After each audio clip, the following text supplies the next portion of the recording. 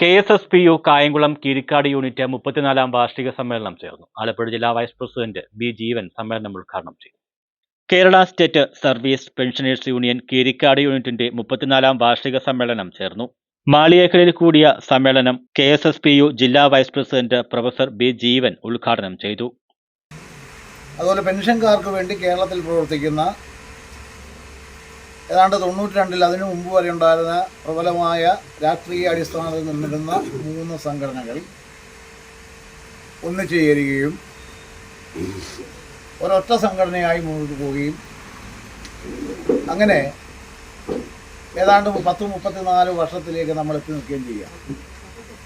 സമ്മേളനത്തിന് unit president O Abdul Majeed അധ്യക്ഷത വഹിച്ചു.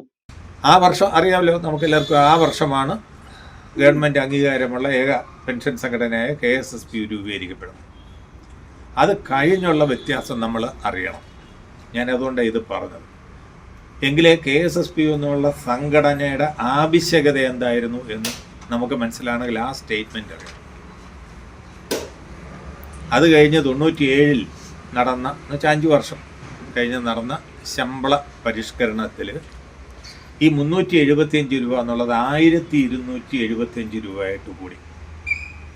900 രൂപയുടെ വ്യത്യാസം ഒറ്റയടിക്ക് 5 രൂപ വീതം കൂട്ടിക്കൊണ്ടിരുന്നിടത്താണ് സംഘടനയുടെ ഇടപെടലിൻ്റെ ഫലമായിട്ട് 900 രൂപയുടെ വ്യത്യാസത്തോടു കൂടി 1275 രൂപയായിട്ട് Omana Sreedhar, A Nasar, H Sameer, Podiyan Kandallur, A Abdul Khayyum തുടങ്ങിയവർ പങ്കെടുത്തു.